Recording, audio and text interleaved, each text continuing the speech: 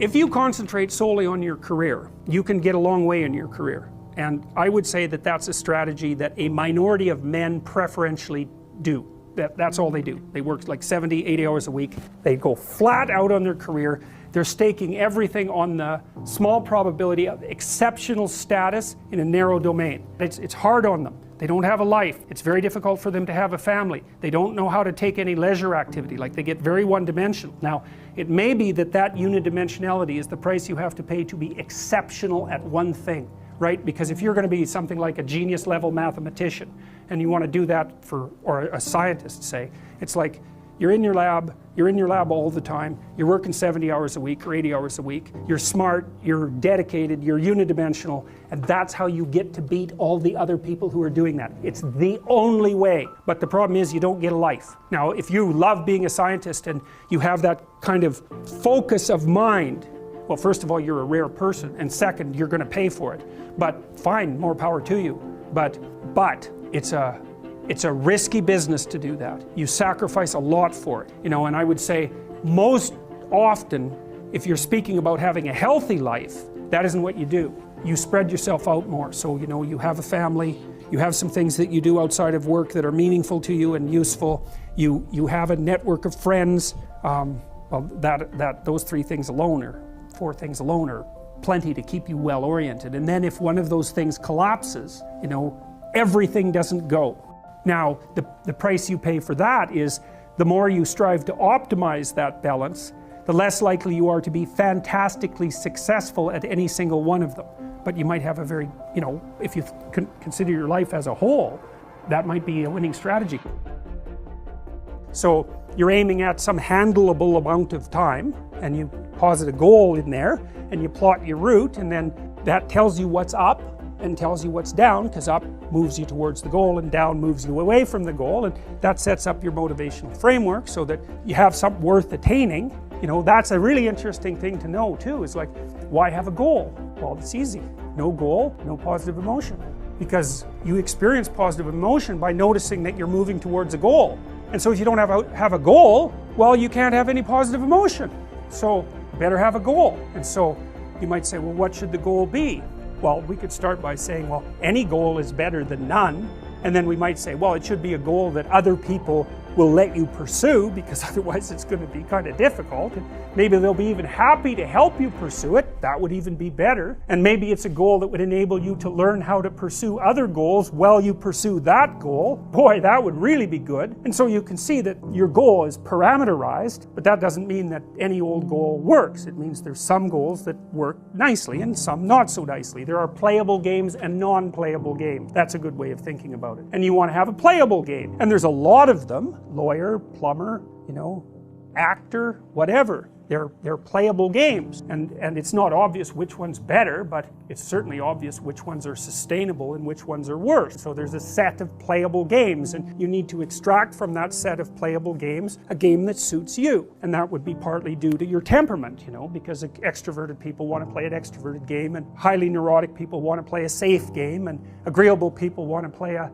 generous game, and disagreeable people want to play a game that's highly competitive so they can win, and fine, but they're all within the realm of playable game, and that means they're socially acceptable as well. And so that means it isn't just arbitrary, it isn't just relative what you decide to do, it's heavily parameterized. There's a set of playable games, and it's large, the set is large, but there are commonalities within it.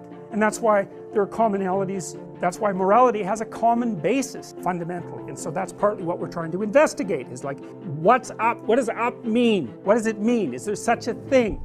If you're angry about something in the world, well, you know, that's an indication that that's, in some sense, your problem, right? It's speaking to you in a moral sense. This shouldn't be that way. Well, maybe you're the person who should do something about it in some manner. Maybe it'll take your whole life to figure out how to do that.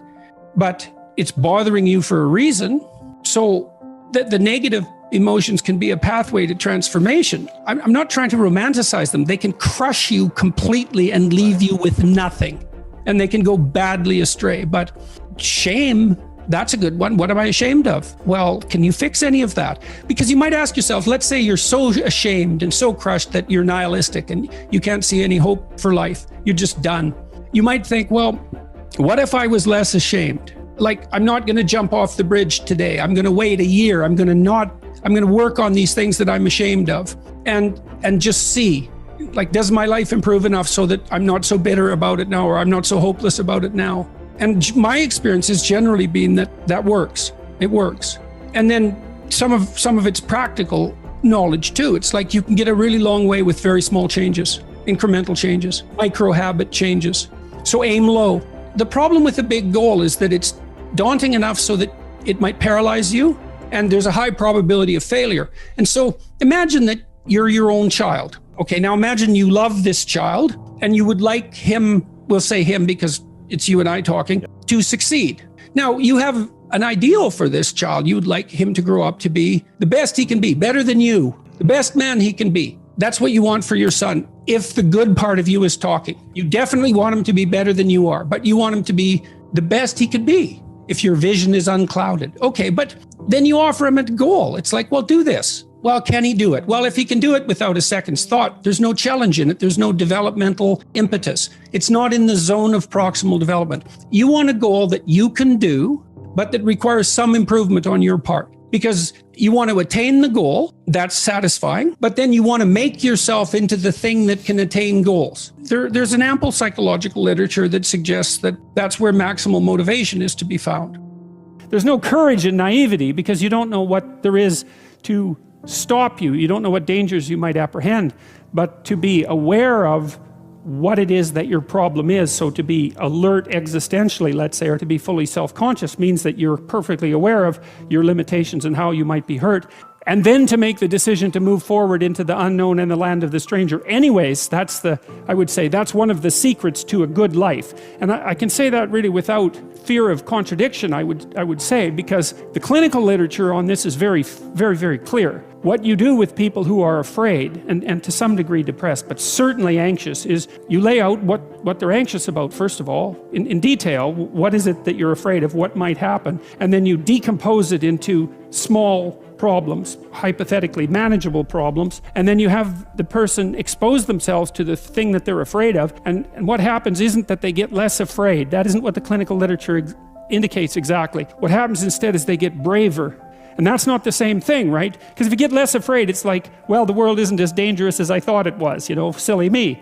If you get braver, that's not what happens. What happens is, yeah, the damn world's just as dangerous as I thought, or maybe it's even more dangerous than I thought, but it turns out that there's something in me that responds to taking that on as a voluntary challenge and grows and thrives as a consequence. And there's no doubt about this. Even the psychophysiological findings are quite clear. If you impose a stressor on two groups of people, and on one group the stressor is imposed involuntarily, and on the other group the stressor is picked up voluntarily, the people who pick up the stressor voluntarily use a whole different psychophysiological system to deal with it. They use the system that's associated with approach and challenge, and not the system that's associated with defensive aggression and withdrawal. And the system that is associated with challenge is much more associated with positive emotion and much less associated with negative emotion. It's also much less hard on you because the defensive posturing system, the prey animal system, man, when that thing kicks in, it's all systems are go for you, you know. The gas is pushed down to the pedals pushed down to the metal and the brakes are on. You're using future resources that you could be storing for future time right now in the present to ready yourself for emergency. So there's nothing simple or trivial at all about the idea of being called to move forthrightly forward into the strange and the unknown. And there's a real adventure that's associated with that, right? So that's an exciting thing, which is part of the reason why people travel. And then also to see yourself as the sort of creature that can do that, is willing to do that on a habitual basis, is also the right kind of tonic for, I hate this word, for your self-esteem, you know, because the self-esteem has nothing to do with feeling good about yourself. As I already mentioned, there isn't necessarily a reason why a priori you should just feel good about yourself. But if you can view yourself acting in a courageous and forthright manner and encountering the world and trying to improve your lot and taking risks, you know, in a non-naive way, well, then you have something that you can comfort yourself with at night when you're wondering what the whole damn point of is of your futile and miserable life. And that's necessary because it's often the case that you wake up at 4 in the morning, or at least sometimes the case that you wake up at 4 in the morning when things haven't been going that well, and wonder just what the hell the point is of your futile and miserable life. You have to have something real to set against that. It can't be just rationalizations about how, you're a valuable person among others, even though that's true. That's not good enough. You need something that's more realistic to set against that, and observing courage in yourself is definitely one of the things that can help you sleep soundly at night when things are destabilized a little bit around you.